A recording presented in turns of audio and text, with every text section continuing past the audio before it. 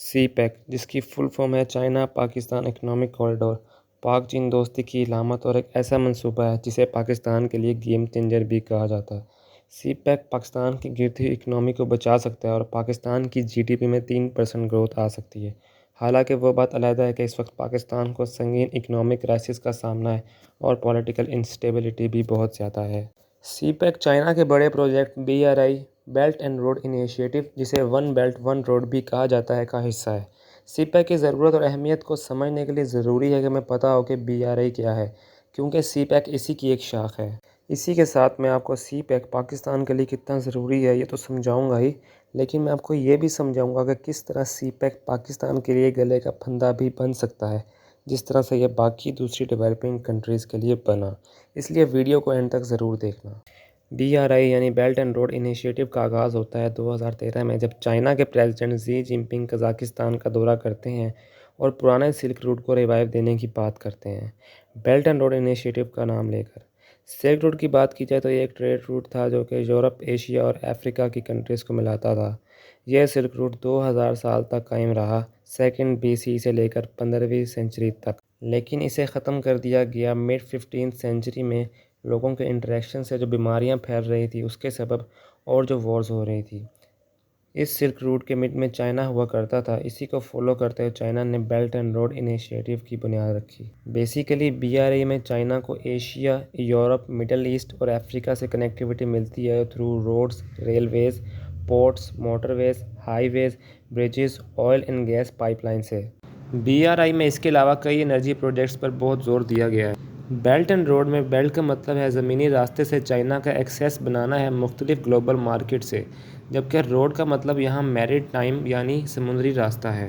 BRI تاریخ کا سب سے بڑا اور مہنگا انیشیٹو ہے، جس کی ایسٹیمیٹڈ ویلیو $1 ٹریلین سے بھی زیادہ بتائی جا رہی ہے کچھ اسٹیٹس کے مطابق، جس میں سے اب تک $240 بلین خرچ ہو چکے ہیں 600 ongoing different infrastructure projects پر، جو کہ ڈیفرنٹ بیل آؤٹس یعنی قرضوں کی صورت میں چائنیز بینکس نے BRI کی الائڈ کنٹریز کو دیے ہیں پروجیکٹس کی کمپلیشن کے لیے۔ BRI کو 6 اکنامک کوریڈورز میں تقسیم کیا ہوا ہے: new Eurasia bridge economic corridor, China Mongolia Russia economic corridor, China central Asia west Asia economic corridor, China Pakistan economic corridor, Indo China peninsula economic corridor, Bangladesh China India Myanmar economic corridor. اس میں کوئی شک نہیں BRI سے China کی GDP اور economy پر positive impact آئے گا۔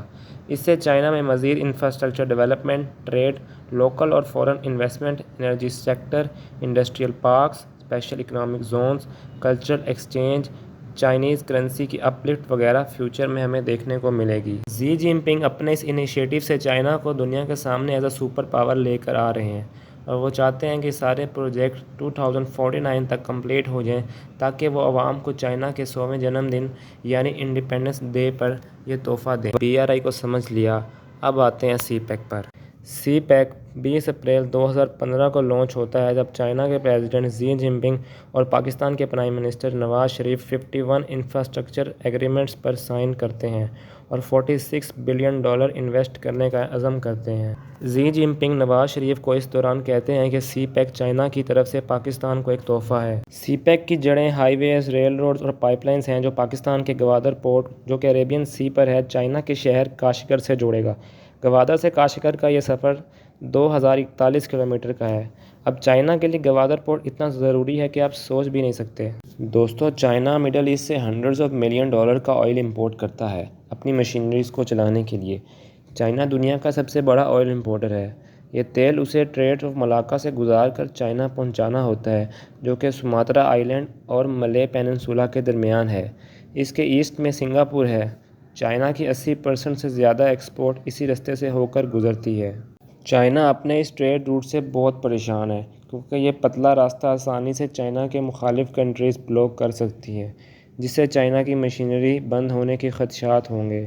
Singapore USA اور انڈیا کا بہت بڑا الائے ہے، جو دونوں ہی چائنا کے خلاف ہے۔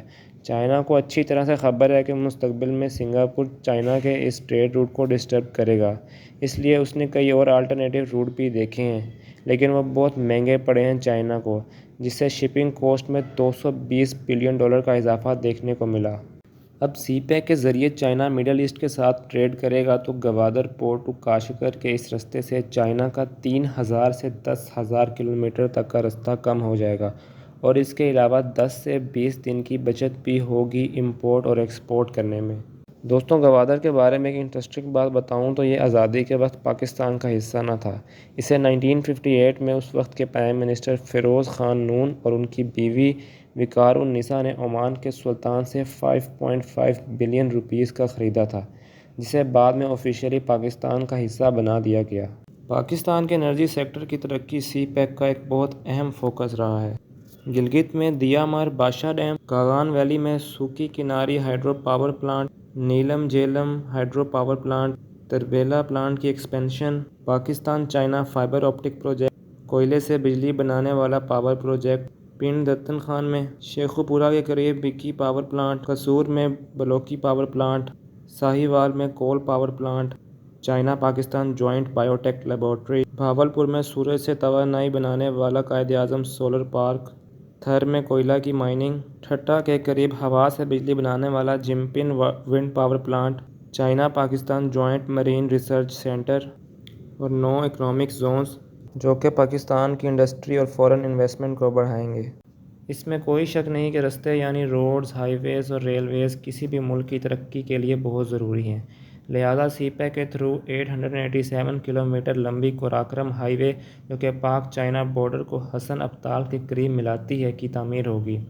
موٹر وے کے تھرو پاکستان کے 2 بڑے شہر کراچی اور لاہور کو جوڑا جائے گا۔ ایک اور ہائی وے جو کہ کے پی کے سے برہما بہتار سے ڈیرہ اسماعیل خان کو جوڑے گا اور پھر وہاں سے مختلف شہروں کو لنک دیتے ہوئے گوادر تک جائے گا۔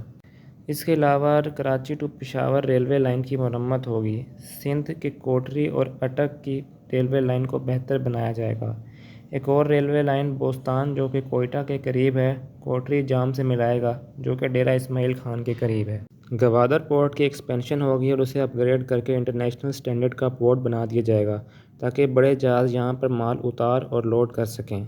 بندرگاہ کے قریب ایک بریک واٹر بنایا جائے گا تاکہ اسے خطرناک لہروں سے بچایا جا سکے۔ سمندر میں موجود L N G gas facility بنائی جائے گی جو کہ ایران اور پاکستان کی گیس پائپ لائن کو جوڑے گی۔ گوادر سے نواب شاہ تک ایک L N G pipeline بچھائی جائے گی جو کہ پاک ایران گیس پائپ لائن کا حصہ ہوگی۔ ان تمام پروجیکٹس کو سی پیک کے فیز 1 اور فیز 2 میں کمپلیٹ ہونا تھا، لیکن 2018 میں پاکستان میں گورنمنٹ چینج ہونے اور اکنامک ہرڈلز کے آنے سے سی پیک کے منصوبوں میں کافی سست روی آئی۔ اس کے علاوہ security concerns, political instability, disputed lands, coordination and communication, local opposition اور جیو پولیٹیکل فیکٹرز نے سی پیک کو اپنی رفتار پکڑنے سے روکے رکھا ہے۔ سی پیک مکمل نہ ہونے پر پاکستان کو کیا نقصان ہوگا، اس کے لیے ہم سری لنکا کی ایگزامپل لے سکتے ہیں۔ سری لنکا نے چائنا سے $1.5 بلین کا قرضہ لیا تھا 2007 سے 2014 میں ہمبن ٹوٹا پورٹ بنانے میں۔ سری لنکا میں اکنامک کرائسس آئے تو وہ چائنا سے لیا ہوا قرضہ نہ دے پائے، جس کے نتیجے میں انہوں نے چائنا کو یہ پورٹ 99 سالوں کے لیے لیز پر دے دیا۔ ابھی تک پاکستان نے چائنا کو 40 سال کے ایگریمنٹ پر گوادر پورٹ لیز پہ دیا ہوا ہے، لیکن اگر وہ چائنا سے لیا ہوا قرضہ دینے میں ناکام رہے تو کئی اور نیشنل انٹائٹیز چائنیز گورنمنٹ کو لیز پر دینی پڑ سکتی ہیں، جس طرح کہ ہمیں سری لنکا کے کیس میں دیکھنے کو ملا۔ پاکستان میں اب کوئی بھی گورنمنٹ آئے تو اسے چاہیے کہ نیشنل انٹرسٹ کو پریورٹی دے اور سی پیک کی کمپلیشن پر کوئی بھی کمپرومائز نہ آنے دے۔ آپ کی اس میں کیا رائے ہے وہ آپ کمنٹ سیکشن میں مجھے بتائیں۔ اگر ویڈیو آپ کو انفارمیٹیو لگی ہو تو چینل کو سبسکرائب کریں اور بیل آئیکن پر کلک کریں۔ شکریہ۔